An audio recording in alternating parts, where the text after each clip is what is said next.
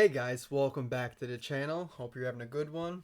I'm Nick, and today we've made it to Friday the 13th, Part 8, Jason Takes Manhattan. Yes, one of the most hated in the series. We finally made it. And the next couple, Manhattan Goes to Hell and Jason X, are all kind of the most hated in the series, so this is going to be a common theme. I, for one, do not hate this movie, so stay tuned for my review. But first, I just want to mention that I am not alone in this review series, guys.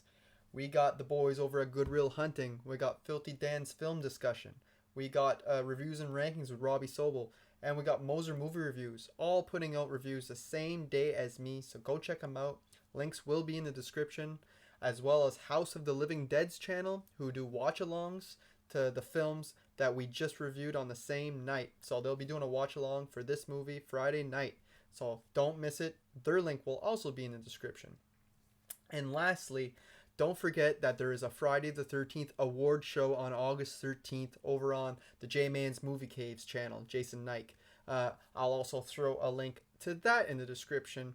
All great channels, guys. You guys go check them out. They put a lot of hard work into their content and they deserve some love. So without any further ado, let's take a cruise. So Friday the 13th, Part 8, Jason Takes Manhattan was released in 1989, and it stars Jensen Daggett, Peter Mark Richmond, and Kane Hodder as Jason again. And it was directed by Rob Hedden. So like I said, guys, this seems to be one of the most hated sequels in the franchise, or just in the big three in general. A lot of people put this as one of the worst, and yeah, I was that guy too. Like maybe 10 years ago or so. This was near the bottom of my ranking all the time. I hated the fact that we don't get much Manhattan, that this is just Jason Takes a Cruise.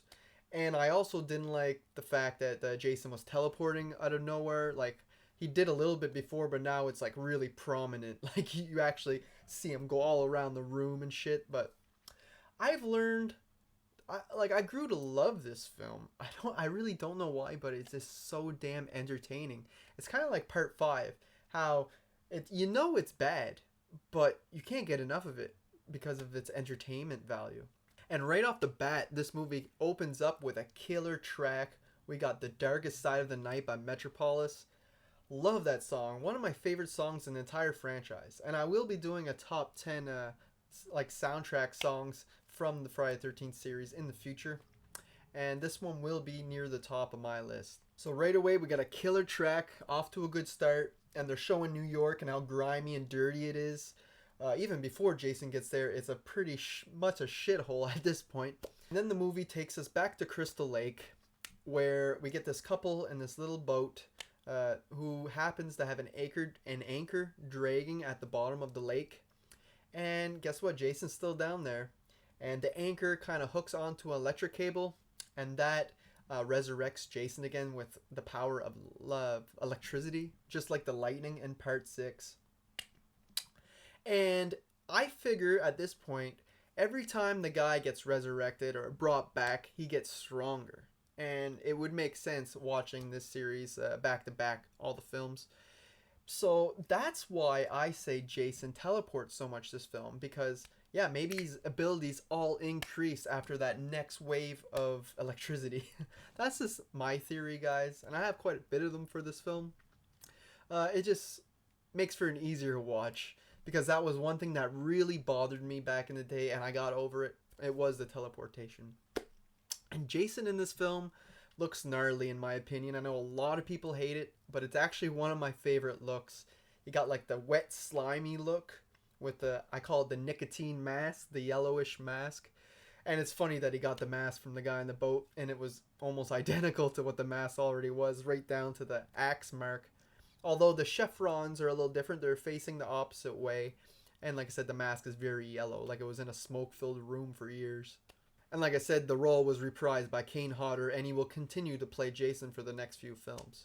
So Jason kills the two that are on the boat, and then magically somehow, now this is stupid, I have to admit, the Crystal Lake is connected to the ocean somehow.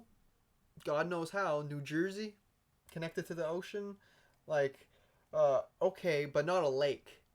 Like, that part makes no sense. Anyway, he ends up on that little boat and ends up bringing him to the harbor where the huge ship called the Lazarus is.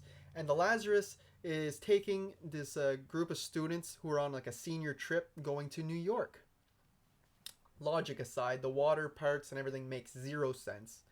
But this was a cool premise, putting Jason on a cruise ship. I mean, everybody just hates it because they want New York so bad because that was what was promised. And that's a problem with the marketing and with the title. If you were to change those, I think people would be less mad at this movie. And who has a senior trip on a cruise ship? You know how expensive that would be? Like, it would be quite the penny to get on there. And disclaimer, I'll tell you the year right now because I've been following the timeline with my reviews. The year in this film is 2008, guys. So put that on your screen. So yeah, even in 2008, it's going to be even more expensive for a cruise ship. I mean, my stupid field trip at school, we went to Halifax for the day or something. We didn't go to New York on a cruise ship, I'll tell you that. We took a Greyhound. So we follow these group of students on the ship. We got our main character, Rennie. She is our main final girl. And she gets picked on a lot too, I find, with the fans. I find she's all right. I think she's better than some of the other ones. Like we got like Pam from Part 5 or, Lori from Freddy vs. Jason. There's been worse final girls, guys. But I do understand her hallucinations are very weird. She keeps like hallucinating like kid Jason everywhere. So she has some sort of like psychic abilities, almost like Tina, but where it's not like telekinetic, like moving shit. It's more mentally, where she can like see shit, images, and whatever, like baby Jason. And kid Jason is so inconsistent in this film. Like there's times where he has long hair, there's times where he's bald, where he has an eye droopy, but I just see that as when she's around Jason, she's just mentally connected to him, and since he drowned as a child, that's why she keeps seeing that all over the film. We also get this little background on her where she is afraid of water because when she was a kid, her uncle kept shooting her in the water and almost made her drown in Crystal Lake, mind you, and she kept thinking that Jason was going to haul her down, and she even has this memory of Jason hauling her as a kid when she was in the water. Now, I just chalk that up as a kid listening to an urban legend their whole life, like about Jason. Everybody would have heard about him at this point. And maybe that was just in her mind when she was in the water and she knew that that was Crystal Lake. So that's how I take it. I take it as that Jason was never really there when she was trying to learn how to swim as a kid. It was all in her head. It was just the urban legend coming out. And I guess it's just a coincidence that Jason actually boards on top of that cruise ship. And he ain't afraid of no water no more. He's freaking swimming in this movie. He's climbing the side of the ship, and it's awesome. So the rest of our cast, we got Uncle Charles. That is the uncle who kept shooting Rennie in the water when she was a kid, and he's like one of the teachers on this cruise ship. He's a dick, okay? I don't mind him as much as Dr. Cruz, though. I think after Part 7, they're like, we need to have an asshole in our movie after Dr. Cruz, and he's sort of similar, but I feel he's a little bit more entertaining, just a little bit, I don't know, just easier to watch, I suppose. And that the same thing goes for Tamara. She's like the bitch in the class of the school, and I feel like she's a lot like Melissa from Part 7, how she was the main bitch. But again, I like Tamara a lot more than Melissa. She's this, I don't know, I just have a more fun time watching her interact with people, even though she's like a cokehead and trying to screw Rennie all the time. I like push her in the water and stuff. But yeah, I just have a fun time with her, especially like her science project when she's trying to show Charles her science project all on her body. That's nice. And she's real cute too. So, and most of the rest of the cast is pretty much forgettable. I don't think it's as bad as Part 7 where I said most of them were forgettable. This one has a few that I still like where the girl playing guitar and you got the guy filming. You got like almost like another crazy Ralph character. He's the deckhand, and he seems very suspicious. It's almost making it seem like he could be the killer, even though the audience and the viewers knows it's Jason because we can actually see him. It's not a whodunit. But yeah, he's very suspicious looking, and yeah, he must be cousins with Crazy Ralph because he talks the same way and everything. That would have been cool if they would have made him like his nephew or something. We also got Eva, played by Kelly Hu, and I love Eva. She's awesome. She's easily manipulated and like talked into doing bad things and that, even though she's a real good girl and has scholarships and stuff. And yeah, I just love her character, and the actor herself is great. Besides that, I'll mention Julius as well. He's like the athlete kind of boxer of the class, and we get to spend quite a bit of time with him near the end. So most of the movie does take place on the ship, a good like hour or so. So yeah, that's why a lot of people are pissed at this movie because it's called Jason Takes Manhattan, and yeah, he takes Manhattan like the last 25 minutes. But to me, that don't bother me because I love Jason on the ship. It's cool, and I would have loved to have a movie with him in Manhattan the whole time, but with budget restraints and that, they weren't able to do it. And most of the New York scenes are filmed in Vancouver, except for the Times Square part, which is so memorable. One of the coolest scenes in the whole franchise, to be honest. And it's in one of the worst sequels, apparently. But yeah, the title seems to be most people's problem. I figure if they would have named this Jason's Bloody Voyage or something like that, and have it like a cool little twist at the end where they make it to New York, I think that would have blew the mind of people, and a lot less hate would be towards this film because yeah, that's the biggest thing. They're like, I don't want to watch him on a boat for an hour. It's like that would be so cool. One thing that would make it a little better, in my opinion, would be the boat sinking like Titanic style and filling up with water the whole way. We do get parts of the boat filling up with water, but we don't actually get to see it like bolts coming out with water shooting or coming under doors. Like, because I love movies where there's floods, like either Titanic or like Deep Blue Sea, like where water's coming in. If they could have did that with Jason, oof, that would have been masterpiece. So yeah, the kills in this film I feel are a little bit better than Part 7. Part 7 would have had amazing kills if they didn't cut them all to pieces. The MPAA cut some in Part 8 as well, but I feel like the end result is a lot better. We get the cool, everybody's favorite kill is Julius's death, where he gets his head punched off on the roof. Not my favorite kill, but most people's favorite kill, and they say it's the only redeemable thing in this movie. It's a bunch of bullshit, guys. Come on. Give me a hard time here. I'm trying to defend this piece of shit. Yeah, but my favorite kill is Eva's character, Kelly Hu, in the dance floor. And I used to hate this when I was younger because this kill has Jason literally everywhere she looks. Jason's there. He's like teleporting all around the room until he's right in front of her, grabs her by the neck, chokes her, chokes the life out of her, and slams her to the ground like so friggin' hard, like a sack of potatoes. And it's real. Like he really slammed her on the ground if you watch the behind the scenes stuff. And yeah, it's not bloody, it's not gory, but it did make my top 10 kills in the entire franchise. If you want to go check that out, I made a video, I think in September or like October or something. And a couple other cool kills are like the sauna kill where that dude gets like the rock in his stomach. I found that's a pretty cool kill. Where he punches the glass and takes a piece of the glass and kills Tamara with it. I think that's a cool kill. Even Uncle Charles getting killed in the bucket of slime, like in a toxic waste or whatever, in New York is cool. So everybody's saying that this movie has shit kills, this, that. I think they're just picky, man. Because to me, this is a step up from Part 7 in almost every single category.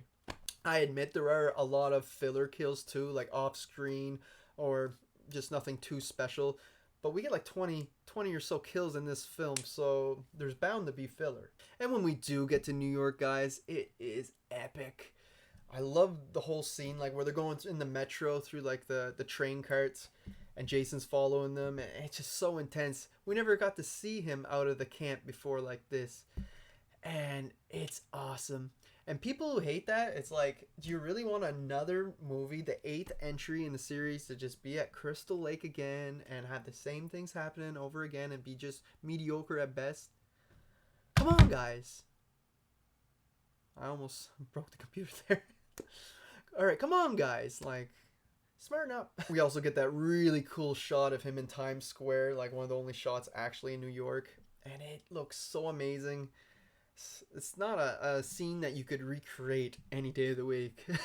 And when you get them kicking the boombox and turn around showing his face to those guys, it's such a little fun comedic moment too. Now, right before the final act in this film, the final act gets a little messy, but right before that, they end up in the back streets, and our main character, Rennie, she ends up getting injected with heroin by these junkies, and they're like trying to rape her and that. where Jason actually comes in and saves the day. He kills them so she can get away.